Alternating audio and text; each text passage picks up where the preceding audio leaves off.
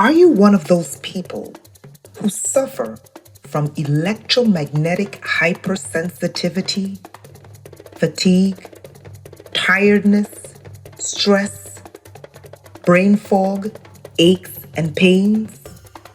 What if I told you that you can soak your way into serenity?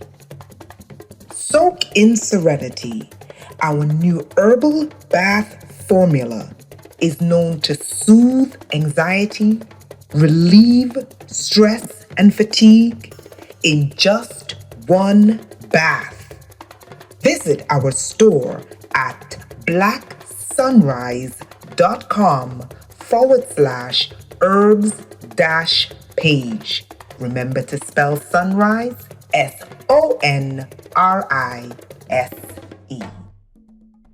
Okay, welcome to another segment of your Global Black News. And in today's article, while we were cooped up in our house, actually this is an old article. I was going to make a reference to something, but this is old. The Waldorf Astoria is now owned by the Chinese government. Now, the Waldorf Astoria is one of those hotels where diplomats go and stay. Diplomats, executives, presidents. Is this the kind of hotel you want owned by the Chinese government? Whatever. With one swift move, New York's Waldorf Astoria and JW Marriott Essex House and the Four Seasons Hotel in Washington, D.C. are now controlled by Beijing. What? Let me read that again. So, the Waldorf Astoria, the JW Marriott Essex House, and the Four Seasons Hotel in Washington, D.C. is now controlled by the Chinese government? Nothing to see here, folks. New York City is a city brimming with well-known landmarks. Among them is the historic Waldorf Astoria Hotel, which, as of this week, has a new owner. And it's not the typical real estate tycoon one would expect. In fact, it is the Chinese government. I can't see anything wrong with this. In a statement in Chinese released on the 23rd of February, China's Insurance Regulatory Commission detailed its reason for taking over the property. What the report stated was that Angbang Insurance Group, a Beijing insurance, banking and financial services firm, and the owner of the hotel since 2014, which recently tapped Skidmore, Owings, and Merrill to renovate the landmark, is in danger of insolvency. In other words, the inability to pay its debts. What's more, Anbang chairman Wu Xiaoxi is being prosecuted on suspicion of committing white-collar crimes. No. China's quick takeover of Angbang's asset means that the government also controls several other high-profile American hotels. Get this, the JW Marriott Essex House in Manhattan. What? And the Four Seasons Hotel in Washington, D.C. Now, let's just stop there for a second. Now, you're a high-level diplomat, and you have government business to discuss. And you meet other high-level government employees. And you go to the Waldorf Astoria in Manhattan, or you go to the JW Marriott, or the Four Seasons Hotel in Washington, D.C. And they're all owned by the Chinese government. Does anyone see does anyone see anything wrong with this? Nobody sees anything wrong with this? Why don't the Chinese government just bug the White House? I mean, just microchip American diplomats, microchip their soldiers, and just bug the White House.